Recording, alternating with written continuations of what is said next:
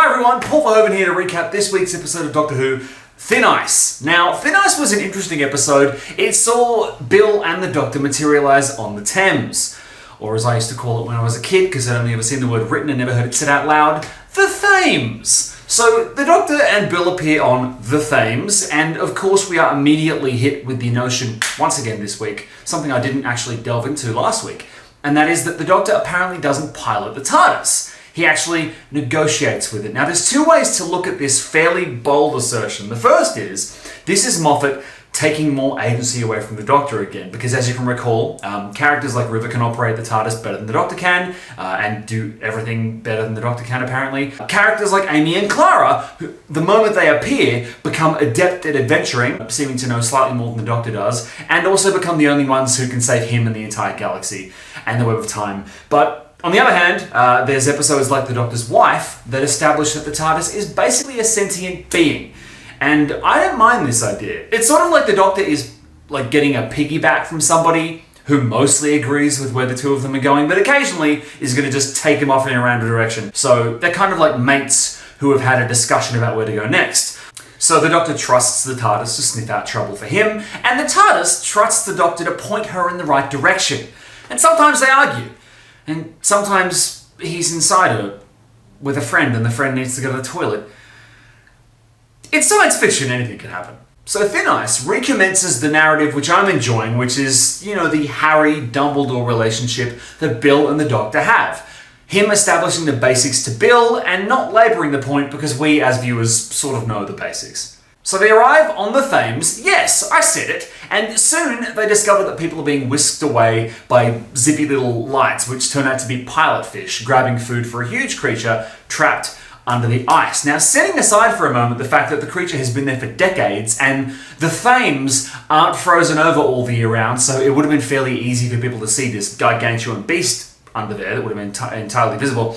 Setting aside for a moment that inconsistency, it's a really solid conceit that a foppish Pratt would be exploiting the poor and hungry and using them for fuel.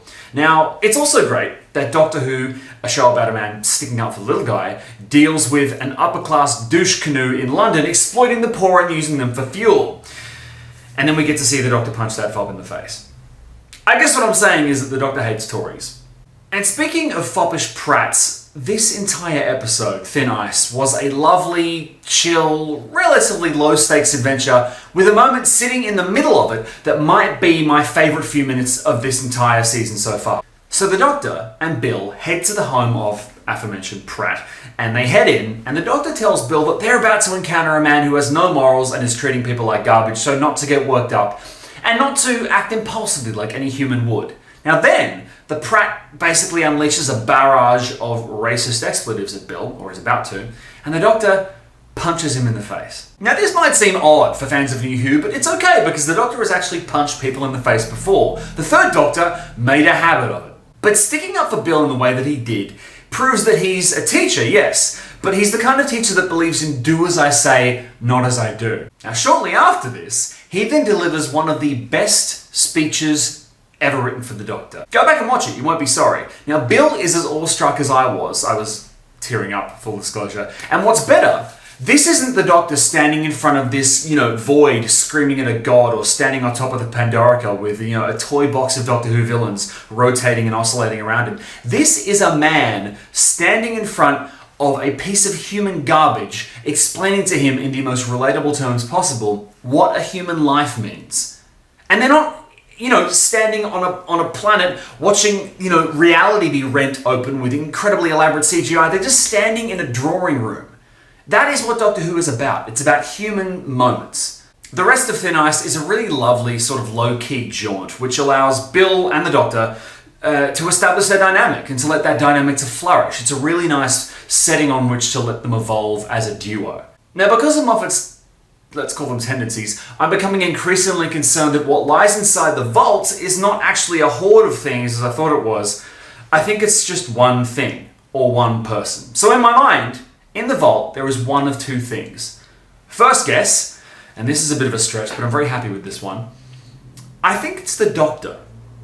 And this doctor that we're watching in the series isn't the real doctor. He or it is something or someone masquerading as the doctor and doing all those doctory things. You know, getting a new companion, learning from those experiences. That's why this feels like a bit of a reset, because this is a doctor that isn't the doctor. This idea, by the way, is very unsettling, that there is our hero trapped off screen every week, banging on the door, like crying for help.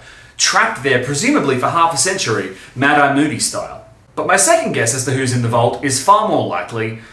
It's probably Missy, you know? It's probably Missy or the Master. Why they're locked up, I have no idea, although it could be so that Moffat can have them saunter out cockily towards the end of the season with a crash zoom and a pithy catchphrase. Incidentally, if it's River Song in there, I'm going to throw myself off a cliff. So in closing, Thin Ice, very solid episode. Low stakes, yes, and kind of very, very chill. But that speech from the Doctor and the interactions between the Doctor and Bill once again escalate that episode way above what I would have expected. Now next week, we will look at episode 4 of Doctor Who Season 10, Knock Knock. But if you want more insight into this week's episode, I do a weekly Doctor Who podcast called The Doctor Is In. And this week, I've actually had a bit of an extensive interview with Sarah Dollard, who wrote this week's episode. So if you want all the inside scoop on the episode, and if you want to hear about who her favourite Doctor is and whether she would pack her bags at a moment's notice and run off into the stars with the Doctor if the opportunity came up, spoiler alert, she would, then head across to iTunes and look up The Doctor Is In. Or you can follow my podcast on Twitter